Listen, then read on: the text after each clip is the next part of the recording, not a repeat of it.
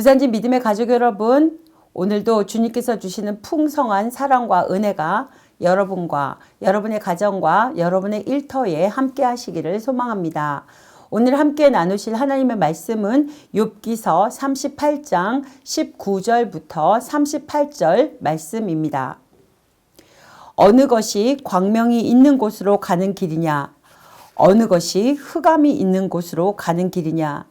너는 그의 지경으로 그를 데려갈 수 있느냐? 그의 집으로 가는 길을 알고 있느냐?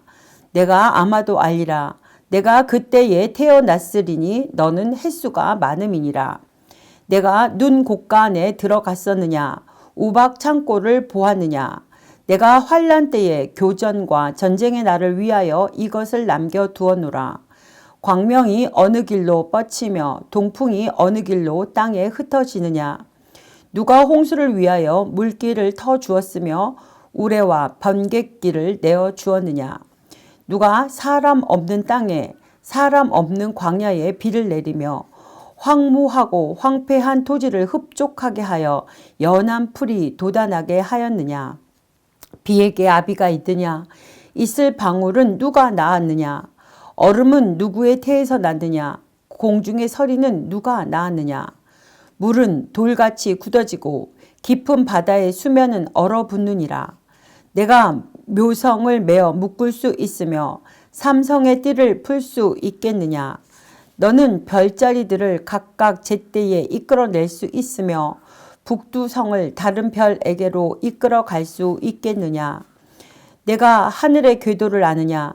하늘로 하여금 그 법칙을 땅에 베풀게 하겠느냐? 내가 목소리를 구름에까지 높여 넘치는 물이 내게 덮이게 하겠느냐? 내가 번개를 보내어 가게 하되 번개가 내게 우리가 여기 있나이다 하게 하겠느냐? 가슴속의 지혜는 누가 준 것이냐? 수탉에게 슬기를 준 자가 누구냐? 누가 지혜로 구름의 수를 세겠느냐? 누가 하늘의 물주머니를 기울이겠느냐? 티끌이 덩어리를 이루며 흙덩이가 서로 붙게 하겠느냐? 아멘. 욥기서 38장 1절부터 42장 6절까지의 말씀은 욥기서의 절정에 해당하는 것으로 하나님의 절대 주권 선언을 다루고 있습니다. 오늘 본문은 천지 창조의 신비와 천체와 기상을 주관하시는 하나님의 크신 능력을 강조하며 우주 만물에 대한 하나님의 통치와 섭리의 강조를 통하여 하나님의 절대 주권과 인간의 한계를 드러내고 있습니다. 이러한 하나님의 메시지를 보면 하나님의 언어는 욥의 친구들이나 엘리후의 말처럼 철학적이지도 도덕적이지도 않습니다. 하나님은 단지 대자연계의 온갖 것들을 파노라마처럼 제시하며 질문을 던지고 있을 뿐입니다. 그럼에도 이 하나님의 메시지는 누구도 침범할 수 없는 위엄과 경이감이 가득 차 있습니다. 결국 하나님이 부르시면 대답하겠다던 욥도 40장 4절에 아무 대답도 못하고 손으로 입을 가릴 뿐이라고 고백하고 있습니다. 24절 말씀입니다. 광명이 어느 길로 뻗치며 동풍이 어느 길로 땅에 흩어지느냐. 아멘. 본절은 인간의 눈에 관한 아주 귀중한 말씀입니다. 광명이란 빛입니다. 그런데 그 빛이 어디에서 뿌려지고 나누어지는지 아느냐는 말씀입니다. 빛이 직선 운동만을 한다는 것은 모든 사람들이 알고 있습니다. 그런데 빛의 입자가 어디로부터 나누어질까요? 그거는 잘 모릅니다. 우리는 눈으로 그것을 보면서도 잘 모릅니다. 인간의 감각이란 이처럼 자신이 눈으로 보는 것조차 그 신비와 비밀을 모릅니다.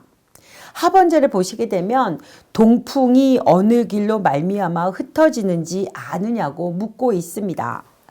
동풍은 대단한 바람입니다.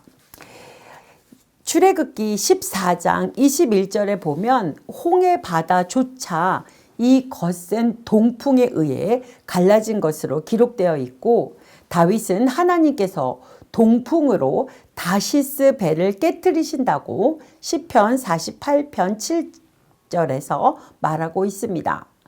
이 바람이 어디로 와서 어디로 가는지 모른다고 했습니다. 바람의 길을 알기는커녕 눈으로 볼 수조차 없는 것이 우리네 인간입니다. 하나님께서 욥에게 왜 이와 같은 사실을 말씀하시는 것일까요? 자신이 다 본 것 같고 다 아는 것 같아도 인간이란 근본적으로 이렇게 무지하다는 것을 일깨우시기 위함입니다. 따라서 누가 현명한 사람일까요? 자기가 육안으로 본 것만을 전적으로 의지하지 않는 사람입니다. 예수님 시대의 유대인들은 이렇게 아브라함 이래로 모든 신앙의 선진들을 보기를 원했습니다. 그러나 예수님을 보고도 알아보지 못했습니다. 왜 그랬습니까? 예수가 바로 자신과 같은 인간이라는 사실에만 주목했기 때문입니다. 만일 이들이 믿음의 눈을 떴다면 그와 같은 불신앙의 행동들은 안 했을 것입니다. 오늘 말씀을 계기로 우리는 우리의 눈을 너무 의존하지 말아야 합니다. 히브리서 기자는 믿음은 바라는 것들의 실상이요 보지 못하는 것들의 증거라고 말씀하고 있습니다. 무엇이든 믿음의 눈을 뜬 후에 보고 판별하고 결단해야 한다는 말씀입니다. 모든 믿음의 선진들이 그와 같이 살고 그와 같이 결단했다고 하였습니다. 그러므로 우리의 눈이 너무 육신에 의존하지 마시고 믿음의 눈을 뜨시어 하나님의 거룩한 뜻을 쫓아 살아가는 저와 여러분이 되시기를 간절히 소망합니다. 28절 말씀입니다. 비에게 아비가 있느냐? 이슬방울은 누가 낳았느냐? 아멘. 이슬방울이란 본래 야간의 복사 냉각에 의하여 기온이 이슬점 이하로 내려갔을 때 새벽에 풀이나 대지에 맺히는 물방울을 가리킵니다. 주로 수증기가 많이 증발되는 호수나 하천 부근에서 잘 맺힙니다. 그 양은 많지 않지만 식물에 대해서는 큰 역할을 합니다. 특히 비가 많이 내리지 않는 지역에서는 식물의 생육에 지대한 공헌을 합니다. 여러분, 여기서 하나님께서 이슬방울에 대하여 말씀하신 것은 물론 그러한 이슬방울까지도 하나님의 섭리로 말미암는다는 것을 강조하여 당신의 우주 만물에 대한 절대 주권을 말씀하기 위함입니다.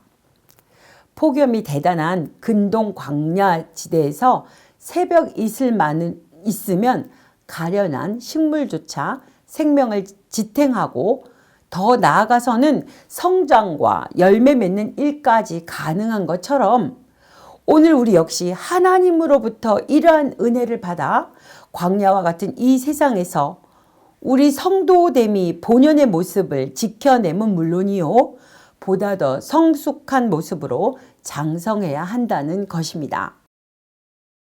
우리는 소낙비와 같은 은혜를 주지 않는다고 원망해서는 안 됩니다. 그저 하루 한낮의 더위를 견디어낼 만큼의 이슬을 주시는 것으로도 만족할 수 있어야 합니다. 하나님께서는 이슬방울은 누가 낳았느냐라고 물으십니다. 말하자면 하나님께서는 당신이 그러한 은혜의 이슬방울을 공급해 주시는 분임을 강력하게 시사하고 있습니다. 이러한 하나님이 계시는데 여러분 무엇이 두렵고 떨리겠습니까? 하나님을 바라보시고 하나님께 기대시고 승리하시는 저와 여러분이 되시기를 소망합니다. 사랑하는 믿음의 식구 여러분, 우리 인간은 자기의 지혜와 능력을 자랑하기 좋아하지만 사실 인간의 지혜나 능력으로는 할 수 있는 일에 한계가 있습니다. 특히 우리는 자연현상 앞에서 무기력하기 그지없음을 통감합니다. 매년 겪는 일이지만 태풍이 발생하는 것을 막을 수 없고 그 진로도 변경할 수 없습니다. 그저 태풍이 우리나라를 비켜 지나가기만을 염원할 뿐입니다. 그러면서 태풍의 방향이나 규모 등에 대해서 촉각을 기울입니다. 이는 인간의 지혜나 능력이 얼마나 무기력한지 잘 보여주는 신뢰입니다. 그럼에도 불구하고 우리 인간들은 자신의 지혜와 능력을 자랑하며 그것으로 교만하고 있으니 참으로 어리석은 존재가 아닐 수 없습니다. 하나님은 인간으로 그러한 교만을 버리고 겸손하기를 말씀하셨습니다. 우리 스스로의 무기력함을 알고 하나님을 의지하며 하나님의 도우심을 늘 구하는 삶을 살아가시는 저와 여러분이 되시기를 간절히 소망합니다. 기도하시겠습니다. 온 우주 만물의 주관자 되시는 하나님을 경배합니다.